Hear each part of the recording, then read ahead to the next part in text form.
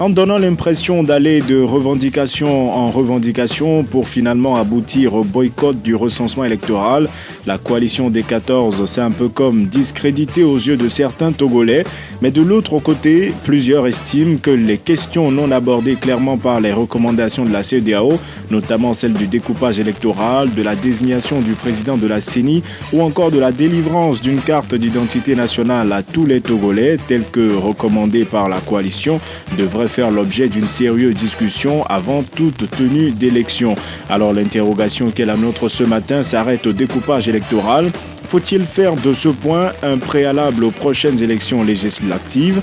Et pour en parler avec moi dans ce studio, Gérard Adja, il est le premier vice-président du MPDD, l'ancien OBU, devenu Mouvement patriotique pour la démocratie et le développement. Bonjour Monsieur Adja. Bonjour Monsieur Fano. Ce débat se fera également avec vous les Togolais qui pouvez réagir dès maintenant via la page Facebook de Nana FM et dans une vingtaine de minutes par téléphone sur le 91 09 71 71 ou le 96 61 58 58. Avec Stan Teko à la mise en onde, je m'appelle Antoine Afanou. Faut-il faire de la question du découpage électoral un préalable aux prochaines élections législatives? C'est le thème du jour. Mais avant d'y aller, Monsieur Adja, on va faire un petit retour sur la transformation du parti OBU en MPDD, ça va venir. Les patriotes. Justement. Pour être plus simple. Bien entendu. Alors, qu'est-ce qui a motivé cette transformation? Mais je crois que après avoir fait une grande et profonde réflexion sur la vie politique de notre pays, puis une analyse aussi approfondie de notre propre parcours, nous avons voulu faire du nouveau en promouvant une république plus vertueuse, une république qui protège les Togolais, les citoyens togolais. Parce que nous avons vu que dans toutes les sphères, sous tous les secteurs de la vie de notre pays, rien ne va. Rien ne va. Pourquoi ? Parce que les politiques ont certainement échoué et donc il faut reprendre l'activité politique. Mais comment? Donc c'est pour ça que nous nous sommes dit, pour faire du nouveau, il faut changer notre environnement, il faut changer notre vision, il faut changer notre manière de faire les choses. Et donc c'est pour ça que nous avons décidé de changer notre identification, mais pas seulement notre identification. Parce qu'après tout ça reste un nom. Est-ce que ça change pour autant les choses? Bon, est-ce que ça change pour autant les choses? La bonne question.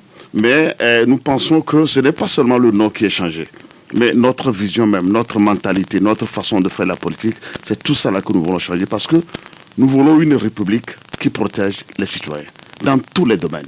Parce qu'on ne voudrait plus qu'un citoyen soit arrêté pour du n'importe quoi et qu'arriver dans les commissariats ou dans les gendarmeries, qu'il ne comprenne pas d'abord pourquoi il est arrêté et les services que les gens subissent là-bas.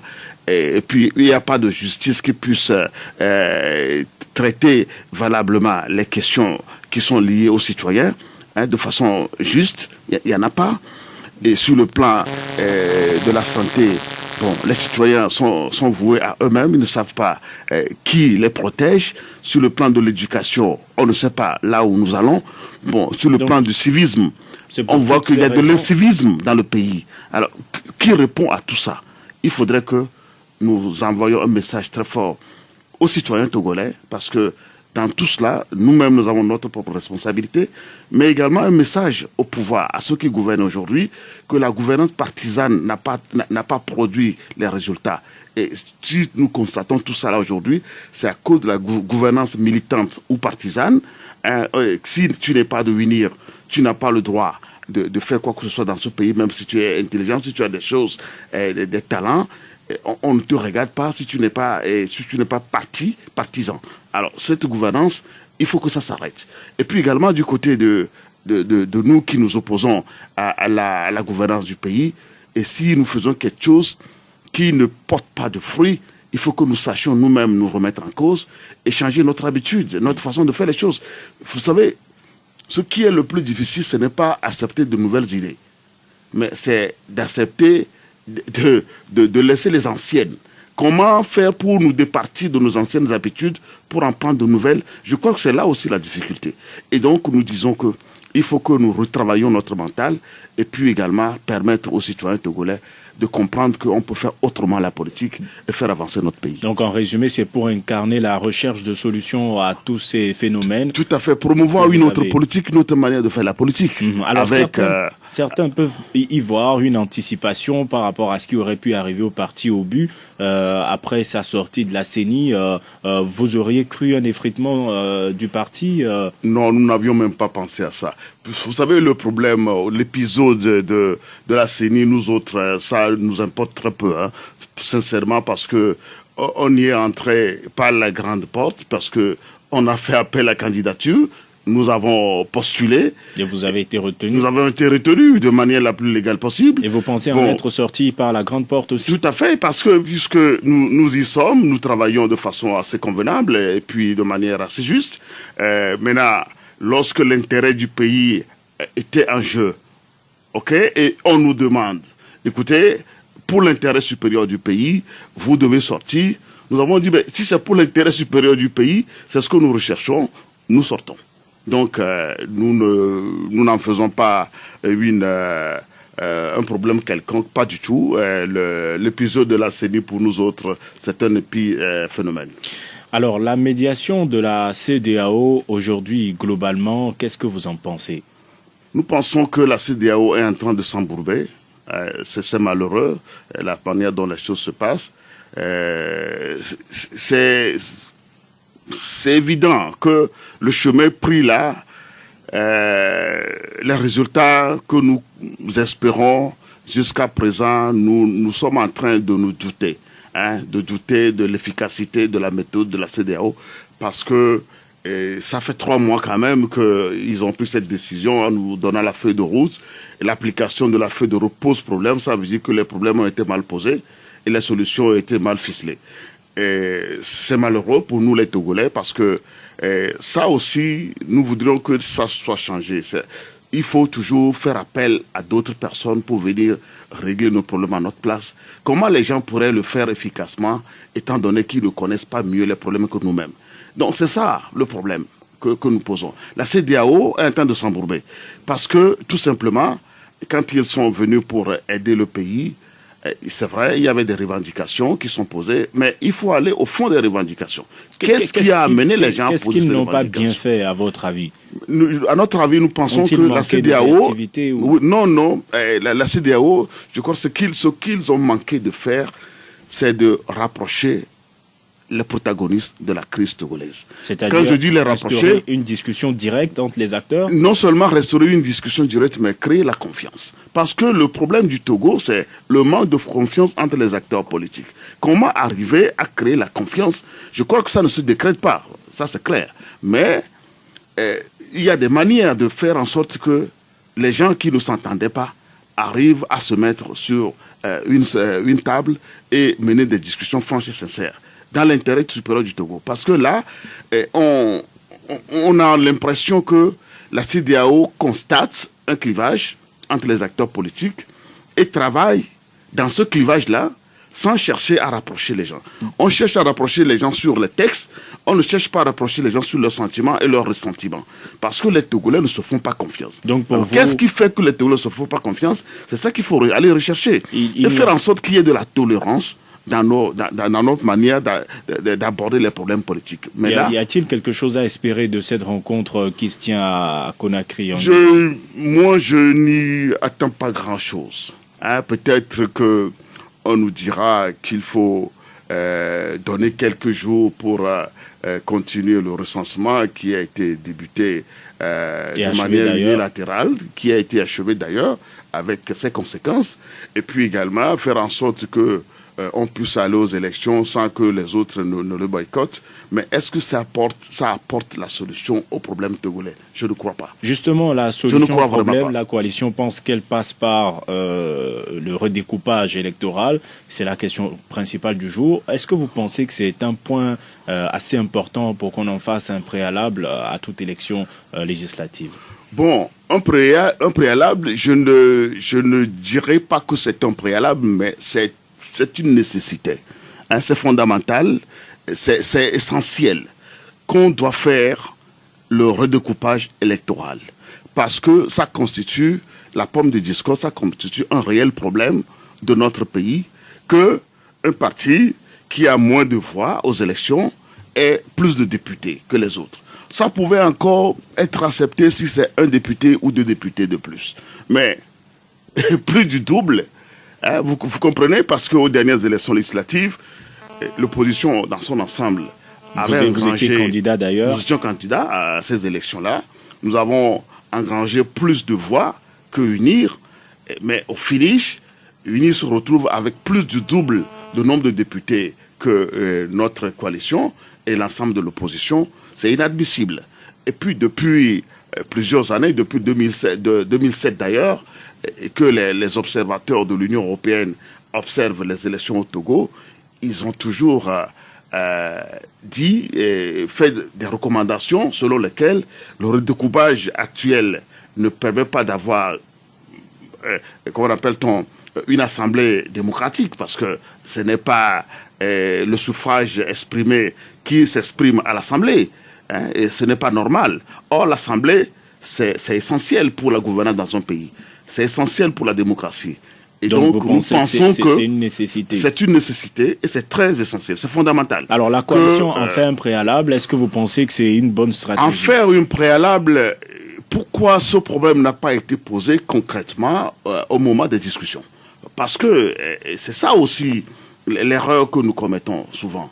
Si nous pensons, nous estimons que la chose est essentielle et fondamentale pour que le pays puisse avancer, mais lors des discussions, posons ça clairement comme point de discussion et obtenons des résultats, des gages, hein, et tout de suite. Ce n'est pas après qu'il faut rebondir sur le sujet en disant que ça aussi fait partie de nos revendications, on en fait un préalable. Non, on aurait dû, au moment des discussions,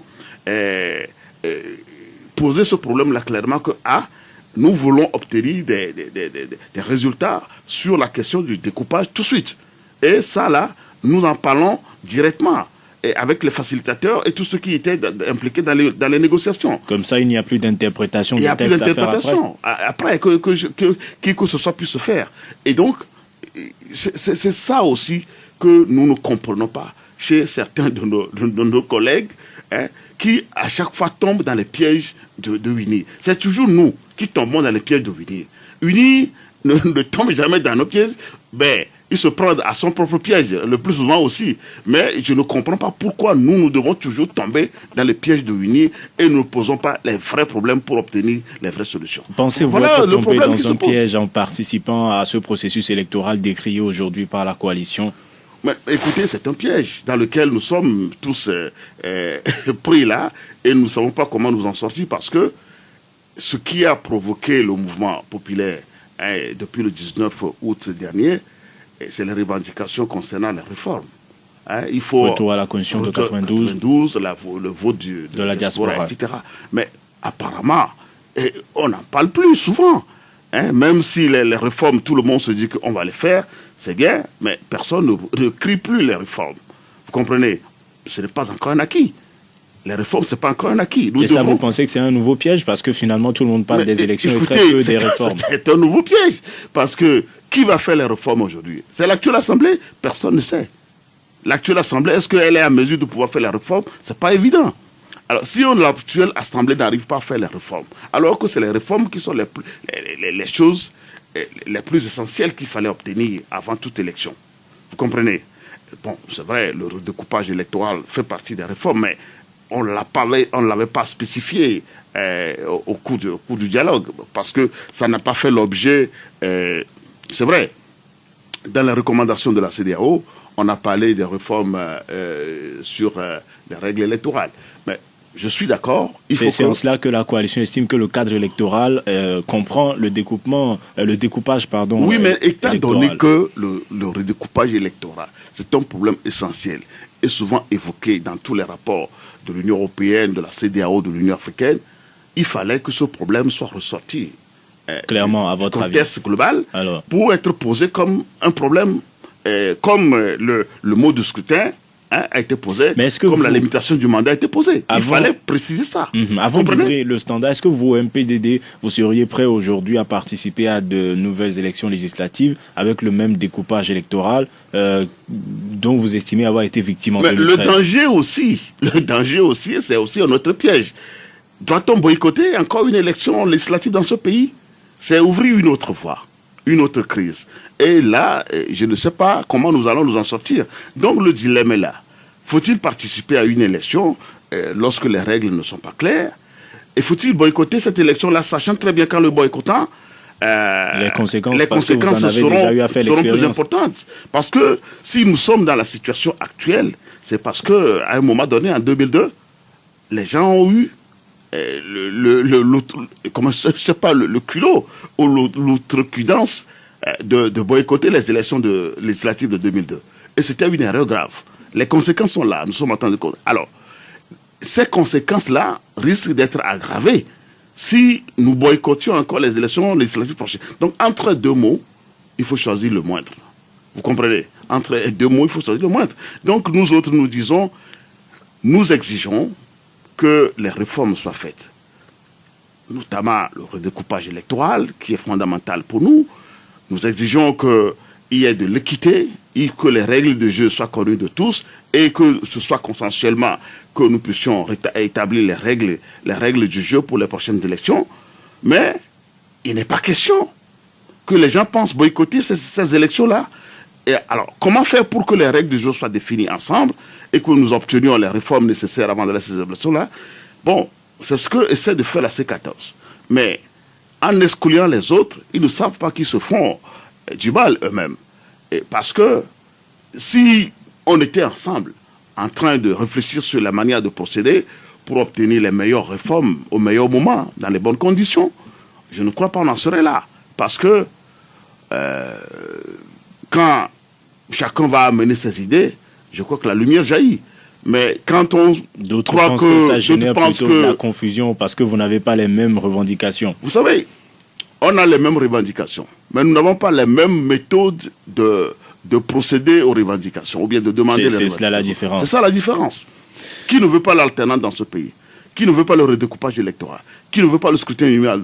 Parce que nous devons changer le scrutin aussi pour ce qui concerne les élections législatives.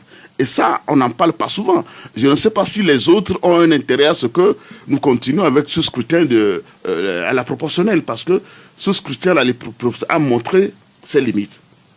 C'est depuis le 2007, quand nous étions sortis de l'accord de Ouagadougou, l'APG, qu'on a essayé ce scrutin-là avec l'objectif que beaucoup de partis seraient rentrés à l'Assemblée nationale pour alimenter le débat politique.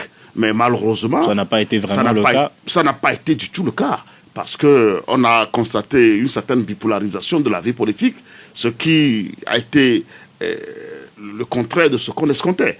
Et donc, les résultats n'étant pas là, il faut revenir à la case départ et faire une autre expérience. Et donc, je pense que ça aussi, on n'en parle pas souvent. Et nous autres, nous disons, il faudrait que la révision du code électoral et de la loi fondamentale prenne en compte le mode de scrutin en ce qui concerne les élections législatives. Alors, ce que nous proposons, c'est que tout le territoire togolais soit une circonscription électorale. Si nous devons continuer par utiliser le scrutin à la proportionnelle, que tout le territoire soit considéré comme une seule circonscription électorale. Ou bien, à la limite, on revient à ce que nous faisions avant, au scrutin uninominal à 2 tours, et que ce soit les candidats qui portent les couleurs de leur parti auxquels les électeurs doivent voter. Voilà un peu ce que nous pensons. Nous allons maintenant voir ce que les auditeurs en pensent. Le 91 09 71 71 ou le 96 61 58 58. À votre avis, faut-il faire du découpage électoral un préalable aux prochaines élections législatives? Nous vous rappelons que nous sommes avec Gérard Adja. Il est le premier vice-président du MPDD, le mouvement patriotique pour la démocratie et le développement, l'ancien parti au but. Premier auditeur en ligne. Allô? Oui, bonjour, monsieur Afani. Bonjour, monsieur Bankole, comment allez-vous? Je vais bien. Bonjour à notre invité. Bonjour, monsieur Bankole. Allez-y, nous vous écoutons. Oui, monsieur Afani, dire est-ce qu'il faut en faire un préalable? cela va au-delà même de préalable. Ça s'impose d'elle-même. Et cette histoire de découpage-là, je crois que la coalition en a toujours parlé, bien avant le 19 août. Et si nous suivons bien l'évolution de l'actualité politique, ça a été et toujours l'une des revendications principales de la coalition. Alors, a posteriori, si aujourd'hui cela s'impose et qu'on trouve que c'est un préalable que la coalition en fait, et je crois que c'est une nécessité pour qu'une fois pour de bon, on arrive à résoudre notre problème politique. Merci. Je voudrais demander à notre invité, allez-y, et il n'a pas été très explicite lorsque vous lui avez posé la question. On connaît les méthodes de ce régime. Alors, il arrive que par quelque alchimie, ils viennent à foncer tout droit. Je crois que le boycott à leur niveau doit-il s'imposer à toute la classe politique de l'opposition pour une fois, pour démontrer à tous que ce régime refuse le changement, ce régime veut toujours rester au pouvoir parce qu'il confond longtemps et éternel. Bien, alors, merci. est-ce que eux, ils sont prêts à aller à ces élections dans n'importe quelle condition, c'est-à-dire sans les réformes? Merci. Merci, M. Bankole, d'avoir participé à ce débat. Passez une bonne journée. Vous allez lui répondre dans quelques instants. Sur la page Facebook de Nana FM, Kojoga à Klinkbo écrit que sans redécoupage électoral raisonnable, il vaut mieux que l'opposition ne participe pas à ces élections législatives, même avec une CENI recomposée. Un autre auditeur en ligne. Allô? Allô? Bonjour. Bonjour, c'est M. Komlavi. Comment allez-vous, M. Komlavi? Allez-y, nous vous écoutons d'Agoué. Je pense qu'aujourd'hui, nous sommes dans une crise et il ne faut pas encore alourdir les difficultés que nous avons déjà en encore demandant le préalable. Après le découpage, je pense qu'on a avait le temps de le faire, mais ils n'ont pas eu le temps de le faire dans l'Assemblée durant plus de 4 ans. Aujourd'hui que nous sommes à l'orée de l'élection législative, il faut le faire et le reste du temps, les députés vont discuter entre leur assemblée pour voir comment faire le découpage. Si je vous comprends bien, M. Kolmavi, vous pensez que le découpage électoral doit être revu, mais qu'on n'a plus le temps de le faire? Oui, on n'a plus le temps de le faire. On peut le faire. Mais vous pensez que c'est une nécessité? C'est une nécessité, mais aujourd'hui, je pense qu'on ne peut pas encore dire les difficultés. Nous avons les difficultés même à nous parler. On peut encore lui dire les difficultés que nous avons avec cette histoire. Donc on laisse les réformes à part. Vous avez que vraiment une perte de temps. Le PP, les matchs n'ont pas demandé ça depuis. Donc aujourd'hui, je pense qu'il faut aller au bout du but. Bien, merci. Merci, M. Kolmavi, d'avoir participé au débat. Passez une bonne journée. Kossi Thomas est dit sur la page Facebook de Nana FM dit oui, ça doit être un préalable, puisque celui qui a plus de sièges à l'Assemblée, on l'appelle majorité. Cela veut dire que la majorité de la population a voté pour eux. Donc le découpage doit être équilibré. Une personne, une voix. Encore un auditeur en ligne et M. Adja réagit. Allô? Allô? Bonjour. Bonjour, monsieur. On vous appelle comment? C'est Clotaire depuis Adidogom. Allez-y, nous vous écoutons, Clotaire. Au fait, le découpage électoral ne peut pas être un préalable. Ça fait partie des réformes. Donc ce n'est pas un sujet qui date d'aujourd'hui. Le piège, je voudrais dire à M. Gérard Adia que l'opposition n'est pas encore tombée dans le piège du parti au pouvoir. Le piège aujourd'hui, c'est d'aller aux élections sans les réformes. Et les réformes, on les ferait avant d'aller aux élections. Que les gens se rassurent. Bien. Le train ne va plus passer. Il peut être lourd de 800 tonnes, il ne passera pas. Merci, Clotaire, d'avoir participé à ce débat.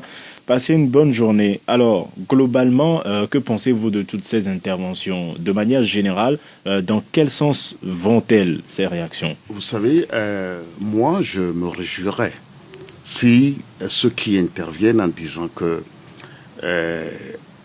le découpage électoral, c'est Ça fait partie du cadre électoral. C'est vrai que ça fait partie du cadre électoral. Il faut nécessairement réviser ça. Mais dire que c'est un préalable avant d'aller aux élections. Je voudrais tout simplement que les gens me rassurent, moi, que lorsque le découpage électoral sera refait, ne sera pas fait, ne serait pas fait, et que l'UNI, dans sa fougue d'aller, quel que soit Alpha, et que les gens seraient prêts à arrêter UNI, comme le disait notre ami tout à l'heure, que le train ne passera pas, c'est ce qu'il a dit. Bon, si on peut me rassurer que le train ne passerait pas, alors là, nous sommes d'accord que nous allons tous boycotter. C'est-à-dire si aujourd'hui vous voyez la possibilité que les élections ne se tiennent pas... Que les gens sont en mesure de pouvoir arrêter le processus. Tant qu'on n'aurait pas fait le redécoupage, si les gens sont en mesure de pouvoir arrêter, qui nous le disent. Est-ce que clairement. vous aussi, en ce moment-là, vous engageriez à lutter contre ce processus? Bien sûr, nous le faisons. Nous le faisons déjà. Et nous le faisons, nous dénonçons le processus actuel, la manière dont c'est conduit. Mais en même temps, vous étiez jusqu'à ce que... Nous y étions jusqu'à ce qu'on nous demande d'y sortir. Et nous disons que, tout en étant là-bas, nous avions toujours dit que la façon dont la CENI est conduite n'est pas la bonne et qui puisse permettre de régler les problèmes togolais. Et que nous souhaiterions que les deux camps qui sont en discussion puissent trouver une solution d'entente. Alors, vous comprenez? Donc, nous répond en même temps à M. Bankole qui vous demande de dire clairement si vous participerez à ces élections sans les réformes. Tout à fait. Bon, nous disons les réformes. Il dit que les réformes seront faites. C'est notre souhait, c'est notre prière de tous les jours. Et je prierai tout le monde de continuer à s'agenouiller à Dieu pour demander que les réformes soient faites. Mais à supposer, parce que là aussi, nous ne savons pas de quelle manière ça va se faire. Est-ce qu'aujourd'hui, dans la configuration actuelle de l'Assemblée nationale, ils sont en mesure de pouvoir s'entendre pour voter le texte constitutionnel qui sera proposé? Je me demande. S'ils pourront arriver à le faire. C'est pour cela que M. Komlavi lui dit qu'il ne faudrait pas ajouter davantage de difficultés, parler de découpage, parce qu'on a déjà du mal à se parler. Parce que nous avons toujours l'habitude de parler, dire que ça ne passera pas, mais ça passe toujours.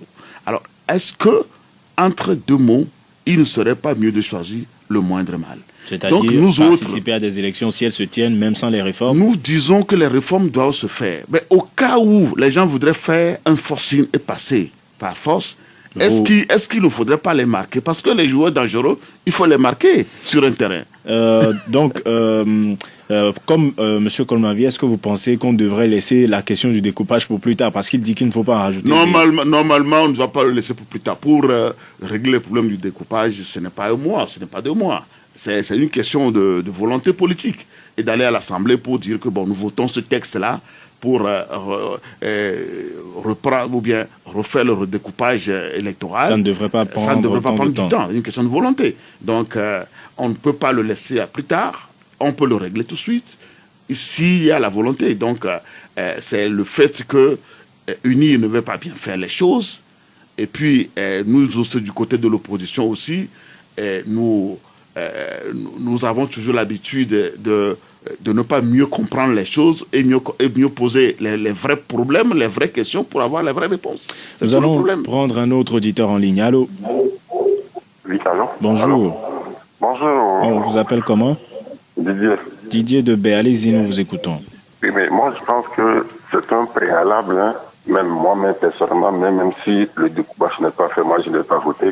Même s'ils ont eu tous les accords, parce que qu'est-ce que ça va changer si le découpage n'est pas fait? Comme je dis, M. Aja, qu'est-ce que ça va changer si vous allez aux élections dans les mêmes situations? Ils vont les voter à l'Assemblée, ils vont vous gagner, ils vont faire les lois, vous allez créer et le train recommence.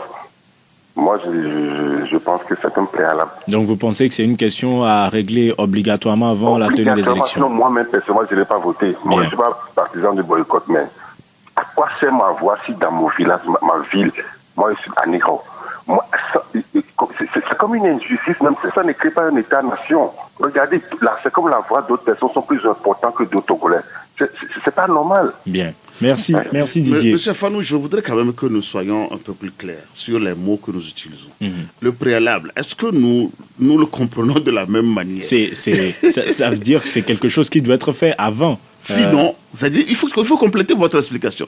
Quelque chose qui doit être fait avant. Sinon, nous n'avancerons pas ensemble. C'est pas ce que ça veut dire? Et cela, la coalition l'a déjà mis en œuvre sur plusieurs points, notamment sur la recomposition de la CENI. Tant que les 8 n'y sont pas, on ne vous accompagne pas. On imagine qu'ils s'y joindront, ils ne vont pas se mettre à accompagner le processus tant que le découpage n'aura pas été fait. Oui, alors, la coalition disait que tant que la CENI n'aurait pas été rééquilibrée, il nous partit au recensement.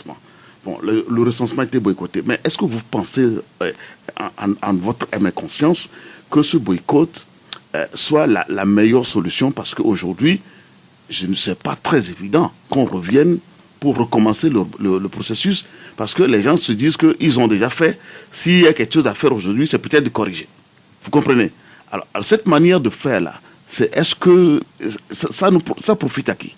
Ça profite toujours au parti au pouvoir. Mais en même temps, y aller dans ces conditions, oui, Didier pense qu'on fait des lois, vous subissez et on recommence. Je suis parfaitement d'accord.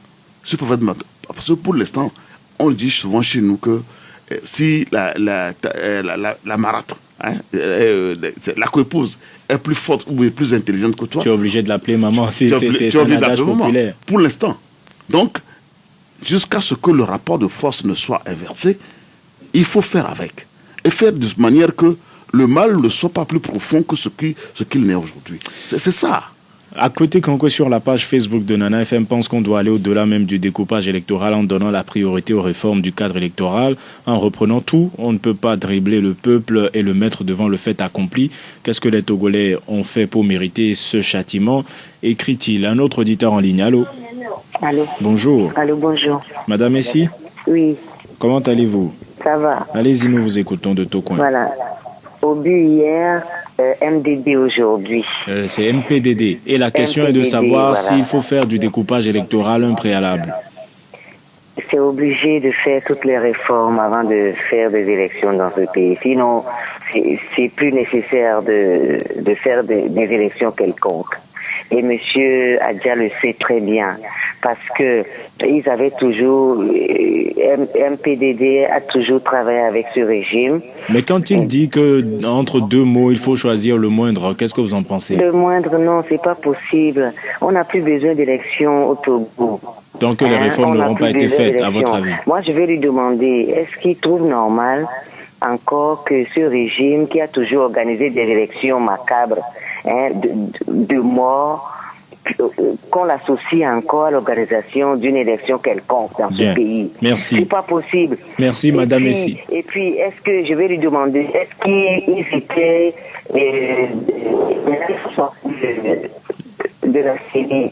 Pardon? Ils ont participé. Non, mais ils étaient sortis à la CENI. La liaison est perturbée. Oui, vous voulez vous déplacer juste un peu? Oui.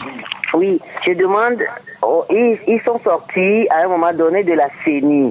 Est-ce qu'ils ont participé encore, ils ont toujours participé à l'enrôlement qui s'est fait? Est-ce qu'ils trouvent normal qu'on doit faire un enrôlement quelconque sans réforme? Depuis la nuit des temps, depuis la boule, on demande les réformes.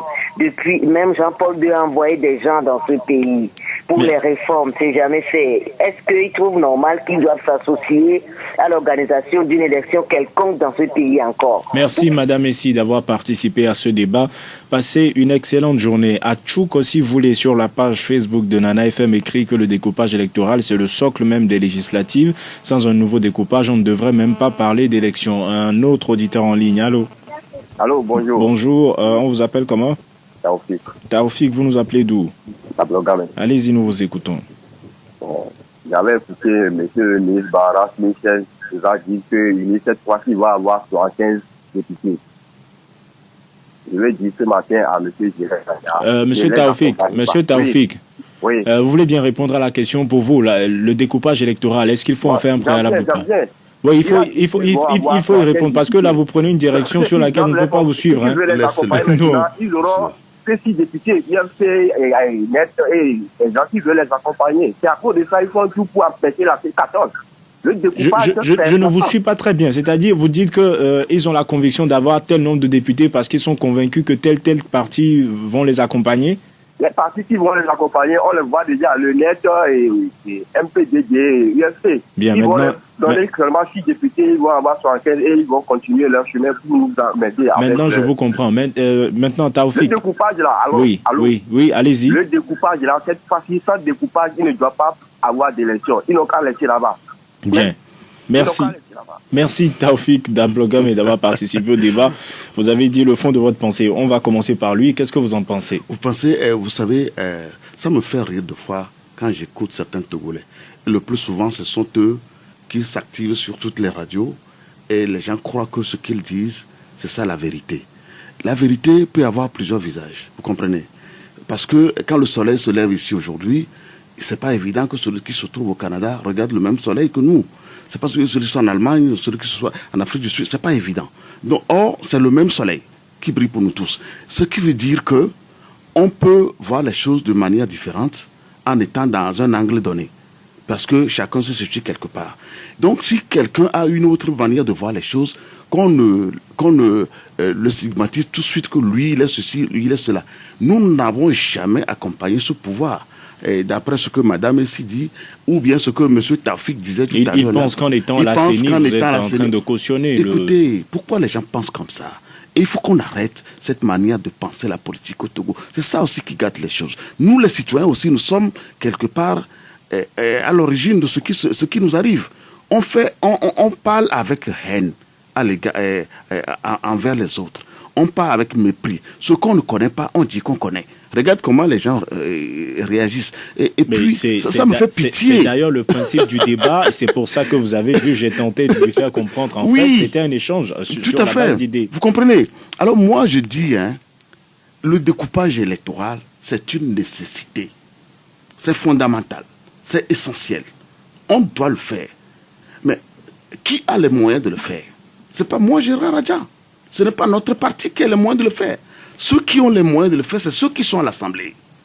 Qu'ils nous le fassent, nous allons applaudir tous. Mais avec le découpage électoral qui les a conduits à l'Assemblée, aujourd'hui ils sont minoritaires, ils ne peuvent pas forcément faire grand-chose. Je reconnais. C'est à cause de ce découpage-là qu'ils sont minoritaires. Et c'est en cela que Coco dit que les mêmes causes produisent les mêmes effets. Alors, ma question que je me pose, si, étant donné qu'aujourd'hui, nous sommes en quelque sorte pris dans un étau. Si tu n'avances pas, il y a problème. Si tu avances, il y a problème. Est-ce qu'il n'est pas mieux de regarder, au cas où on serait contraint d'avancer malgré nous, de faire en sorte qu'on limite les dégâts. C'est le fait de limiter les dégâts que les gens refusent aujourd'hui. Bon, si on ne veut pas limiter les dégâts, alors là, ouvrons la porte aux dégâts maximum. C'est ça que nous voulons éviter. Nous n'accompagnons personne. Et nous n'avons aucune intention d'accompagner personne. Nous sommes en train de lutter pour la libération de ce pays-là à notre manière. Parce que nous savons que, vous savez, s'il y a un malade, il n'y a pas que les médecins qui le soignent. Il y a les médecins, il y a les infirmiers, il y a les gardes malades. Et chacun joue son rôle. Et même les parents qui apportent à manger à ce malade-là, il ne faut pas les négliger. Parce que le malade, lorsqu'il atteindra un certain niveau de reprise, il faut qu'il soit alimenté. Et donc chacun apporte quelque chose pour la guérison du malade. Le Togo est malade. Notre pays est malade. Nous en souffrons, nous tous. Maintenant, comment faire pour le délivrer? Chacun apporte sa pierre. Et donc quand moi j'apporte ma pierre, que les gens ne croient pas que ma pierre que j'apporte là n'est pas nécessaire ou bien n'est pas importante. Non, cette façon de réfléchir n'est pas bien. Et qu'il faut que les Togolais arrêtent ça. C'est ça aussi qui complique la tâche. Et UNIR continue de nous régenter, nous tous. C'est pas bien. Nous allons prendre le dernier auditeur en ligne. Allô? Oui. Bonjour. Bonjour Antoine. On vous appelle comment? Francis. Francis, vous nous appelez d'où? De Coin-Trésor. Allez-y, nous vous écoutons. D'accord. D'abord, je voudrais remercier M. Adja pour ses interventions.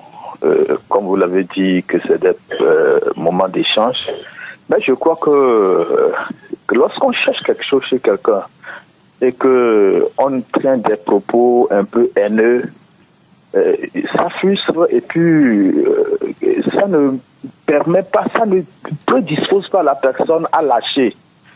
Et je crois que c'est ça qui fait que jusqu'aujourd'hui, nous demeurons dans une situation qui ne dit pas son nom.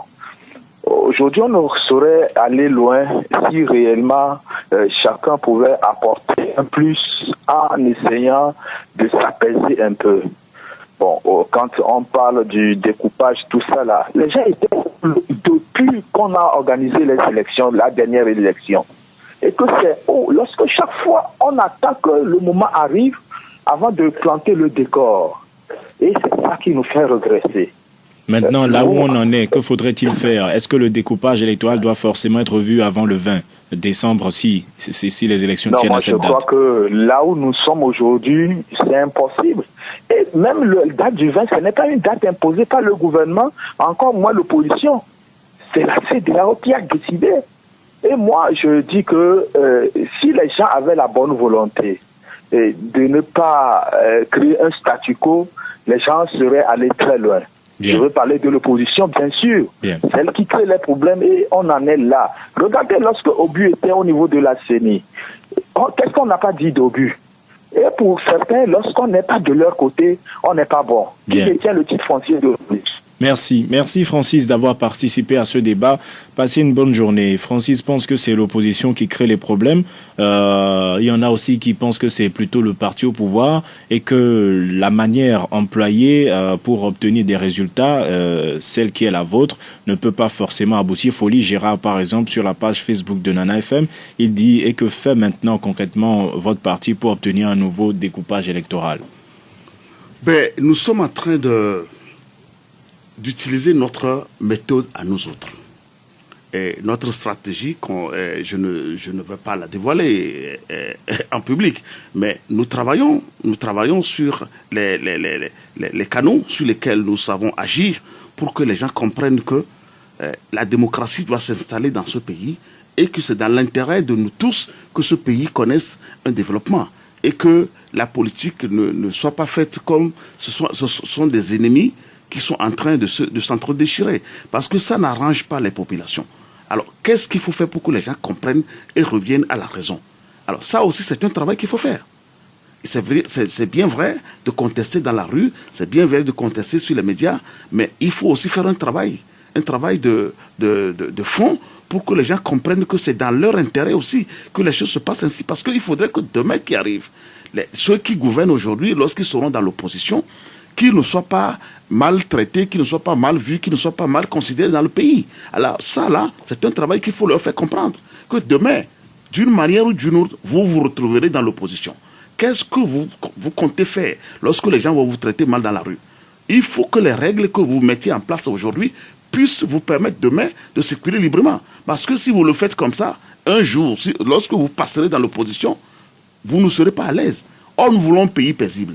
Nous voulons un pays où tout le monde se comprenne et que tout le monde puisse travailler main dans la main. Et donc vous pensez que cela doit passer par la manière dont les choses se font? Ça doit passer par la manière dont les choses se font aujourd'hui, puisque c'est aujourd'hui que nous devons travailler ensemble pour construire demain. Donc il faudrait que les gens comprennent. Et ça, c'est un travail qu'il faut faire. En sensibilisant les gens sur le lendemain qui vient.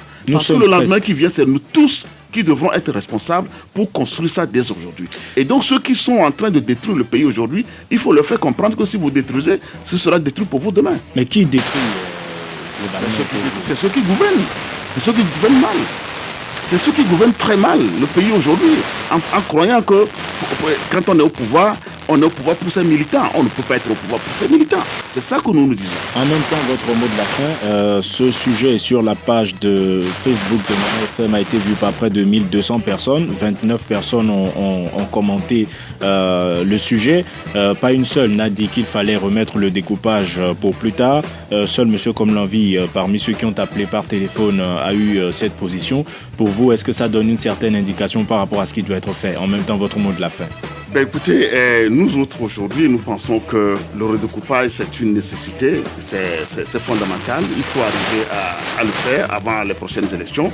Et nous espérons que les réformes qui sont en train d'être préparées, je crois que nous entendons dire qu'il y a un projet de loi qui sera soumis bientôt au gouvernement et ensuite à l'Assemblée nationale.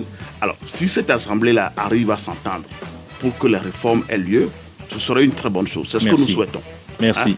Mais nous espérons vraiment que le boycott qui nous a créé tant de problèmes jusqu'à ce jour que nous ne les connaîtrons plus au Togo ici, pour qu'un boulevard soit ouvert à ceux qui nous gouvernent mal et qui nous font souffrir tous.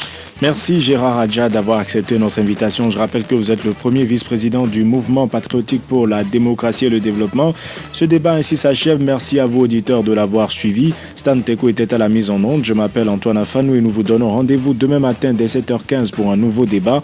Passez une très bonne journée en compagnie de Nana FM.